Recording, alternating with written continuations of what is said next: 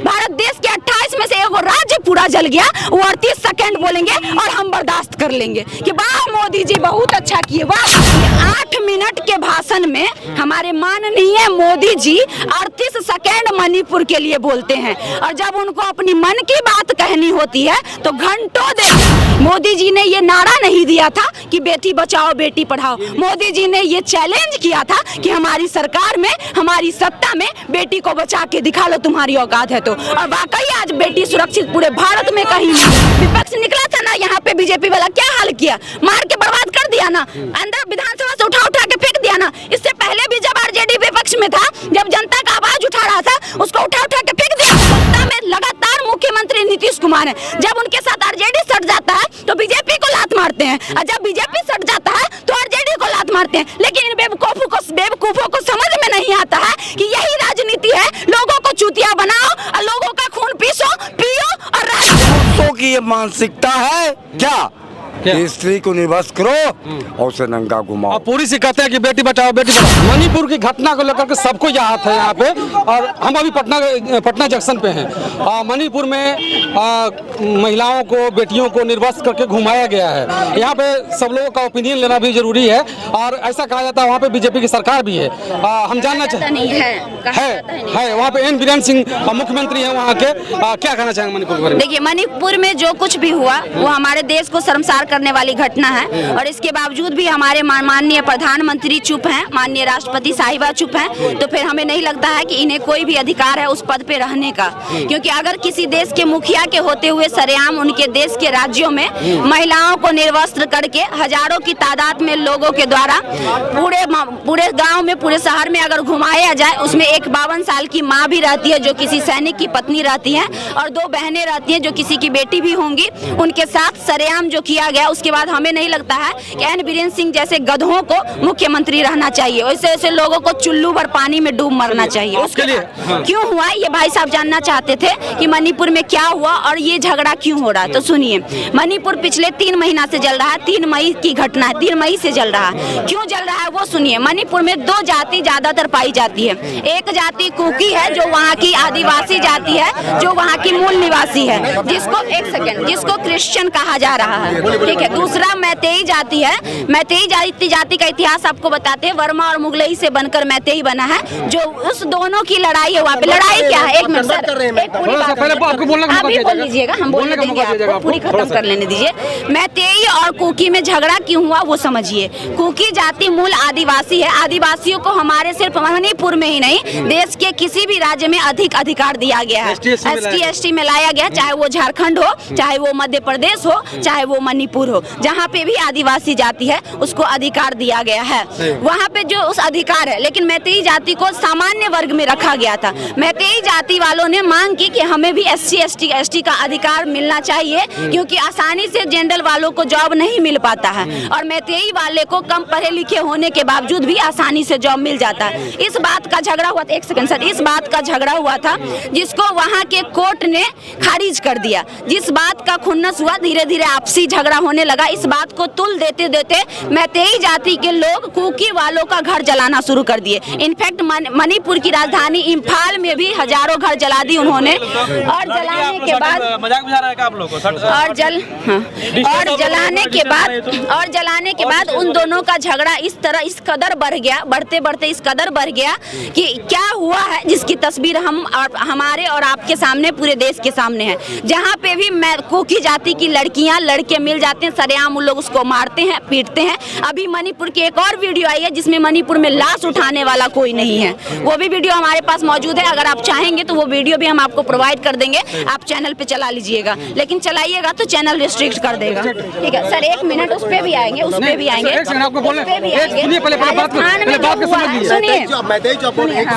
सुनिए, थोड़ा सा आपको बोलने का मौका। सर जी आपको बोलने का मौका दिया जाएगा, थोड़ा सा 1 सेकंड। अब आपको बता दीजिए, ये झगड़ा बढ़ा, अब ये झगड़ा यहाँ तक आ गया कि माँ बहन तक आ गया। उसकी माँ बहन जहाँ भी पाई जा रही है, कुकी जाति की महिलाएं, सरेआम ही लोग उसको मारते हैं, पीटते हैं, जहाँ तक कि नंगा भी करते हैं, निर्वस्त्र घुमाते भी हैं वहाँ के नामर्द। और सबसे बड़ी बात आपको बताते हैं कि एक महिला जो उन्होंने FIR में रजिस्टर किया है, एक महिला जो है पुलिस के सामने से उसको घसीट के ले जाया गया और वहाँ के नामर्द पुलिस अपनी आंखों के सामने तमाशा देखते रहे, तमाशा उसके लिए हो रही है वहाँ पे। ठीक है, तमाशा देखते रहे, ठीक है, तमाशा देखते रहे और उनके सामने में हमारी बहनों को, हमारी बेटियों को सरेआम निर्वस्त्र करके घुमाते रहे। उसी के लिए हमने कहा था कि बहुत जल्द मणिपुर हम चूड़ी लेकर जाएंगे और उन हिजड़ों को, उन नामर्द प्रशासनों को चूड़ी और साड़ी देने का काम करेंगे और बोलेंगे कि हिजड़ों तुम चूड़ी पहन लो, साड़ी पहन लो और कोई मुजरा टोली ज्वाइन कर लो। अगर तुमसे हमारी माताएं बहनें नहीं संभाली जा रही है तो तुम्हें भी कोई अधिकार नहीं है पुलिस प्रशासन का टैग लेने का, ये हमने कहा था और वो हम अभी भी कहेंगे। इस बात से हमें कोई मैं इस बात से आपके सहमत हूँ। बिहार में बेगूसराय में जो घटना हुई है वहाँ पर भी हम खुद बताते हैं, हमें पता था आपका अगला सवाल यही होने वाला है, क्योंकि जब भी हम इस पे स्टेटमेंट देते हैं तो लोगों का कमेंट आता है कि जब मणिपुर पे चिल्ला रही हो तो अपने बिहार पे क्यों नहीं चिल्ला रही हो। तो समझिएगा, बिहार के बेगूसराय के तेघरा प्रखंड का, तेघरा अंचल का ये घटना है। तेघरा में क्या हुआ वो समझिए। वहाँ पे एक वादक शिक्षक था जिसका अवैध संबंध वहाँ की एक महिला के साथ था और वो दोनों एक कमरे में कुकर्म करते हुए पकड़े गए। गांव वालों ने उसे उसी परिस्थिति में पकड़ा और उसी संदिग्ध अवस्था में उन्हें मारा, पीटा और गांव में घुमाने का काम किया। सिर्फ महिला को नहीं, महिला को भी और उस पुरुष को भी। लेकिन पूरी बात सुनिए, हम उसको कहीं से भी सही नहीं मानते हैं, लेकिन क्विक रिएक्शन किया तेघरा DSP ने। हमने खुद बात किया, मेरे पास उसकी रिकॉर्डिंग है। 3 लोगों की गिरफ्तारी हो चुकी है, बाकी जिन लोगों को चिन्हित किया गया है उनकी भी गिरफ्तारी बहुत जल्द होगी। और अगर नहीं होगी तो बेगूसराय ज्यादा दूर नहीं, मणिपुर जाने में थोड़ा टाइम भी लगेगा, लेकिन बेगूसराय पहुंचने में हमको 2 घंटा लगेगा। वहाँ पे जाके भी वहाँ के प्रशासन का भी इज्जत तार करने में खुशबू राय को टाइम बिहार में सरकार, जब प्रशासन एक्टिव हो, अगर कोई गलती कहीं पे किया है और प्रशासन अगर उसे कड़ी से कड़ी सजा तुरंत दे दे तो कहीं ना कहीं वो सहन योग्य होता है। बात समझ, मतलब सहन योग्य का मतलब वो बर्दाश्त किया जा सकता है। लेकिन वहाँ पे क्या मणिपुर की जो घटना है, 4 तारीख की वो वीडियो बताई जा रही है, 19 तारीख को उसका बाप जाके रो के FIR दर्ज करता है वहाँ के थाने में और 5 दिन बाद, इधर 5 दिन पहले जब वो वीडियो देश के कोने कोने में फैल जाता है तब वहाँ का मुर्दा प्रशासन एक्शन लेती है।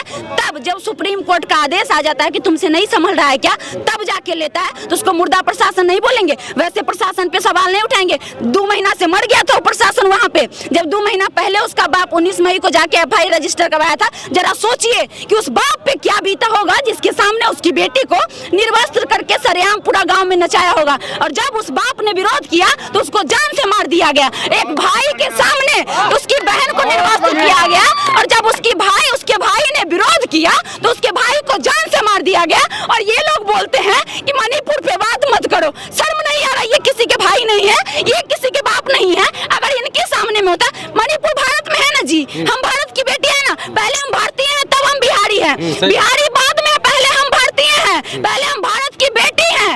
एक बेटी के साथ इतना बड़ा अन्याय हो जाएगा और हम लोग तमाशा देखेंगे, जूता से मारेंगे ऐसे प्रशासन को और जूता से मार के खदेड़ के उसको मुजरा टोली में भेज देंगे। उससे अच्छा तो हमारे देश की बेस्याएं हैं, उसके सामने भी अगर ऐसा होता ना तो वो विरोध करती। हम सोचते हैं कि काश मणिपुर में जिस प्रकार से बिहार में महिला पुलिस का बल बढ़ते जा रहा है दिन प्रतिदिन, काश वहाँ पे भी महिला पुलिस अधिकारी इतनी ज्यादा होती, काश, तो शायद उसके सामने ले जाने की हिम्मत नहीं करते वो दरिंदे। और बार बार हम मोदी जी को इसलिए टारगेट कर रहे हैं क्योंकि बीजेपी की सरकार मणिपुर में अभी तक राष्ट्रपति शासन वो नहीं लागू करवा पाए। यही चीज अगर बिहार में हुआ रहता तो अब तक राष्ट्रपति शासन लागू हो चुका होता, चाहे जैसे हो चुका होता। मोदी जी का सरकार है, उच्चार लेंगे मणिपुर में, बोले कि विपक्ष विरोध कर रहा है। विपक्ष का कब सुना गया है जी? विपक्ष निकला था ना यहाँ पे, बीजेपी वाला क्या हाल किया, मार के बर्बाद कर दिया ना, अंदर विधानसभा से उठा के फेंक दिया ना। इससे पहले भी जब RJD विपक्ष में था, जब जनता का आवाज उठा रहा था, उसको उठा के फेंक दिया था ना बीजेपी वाला बाहर। बीजेपी की आवाज, सॉरी, विपक्ष की आवाज हमारे देश में कभी नहीं सुनी जाती है। जो कुछ भी होता है सत्ता में जो होते हैं, चाहे वो कांग्रेस हो, चाहे वो बीजेपी हो, चाहे वो कोई भी हो, सिर्फ और सिर्फ उनकी मनमानी चलती है। अगर हम बिहार की बात करें तो सत्ता में लगातार मुख्यमंत्री नीतीश कुमार है। जब उनके साथ आरजेडी सट जाता है तो बीजेपी को लात मारते हैं, और जब बीजेपी सट जाता है तो आरजेडी को लात मारते हैं। लेकिन इन बेवकूफों को समझ में नहीं आता है कि यही राजनीति है। लोगों को चूतिया बनाओ और लोगों का खून पियो और राज करो। फिर भी ये लोग जातिवाद करेंगे, फिर भी ये लोग नेतावाद करेंगे। और अगर कोई महिला इस पर आवाज उठाएगी तो ऐसे लोग गलत कमेंट करेंगे और उसकी आवाज दबाने की कोशिश करेंगे। मैम सही बोली कि मणिपुर में दो समाज की लड़ाई है, लेकिन एक समाज की बात छोड़ दीजिए, समाज तो जो है से है, लेकिन ये कहाँ तक सही है? गलत है, एकदम घटिया चीज है। सरकार को एक्शन नहीं लेना चाहिए, एकदम 100% एक्शन लेनी चाहिए।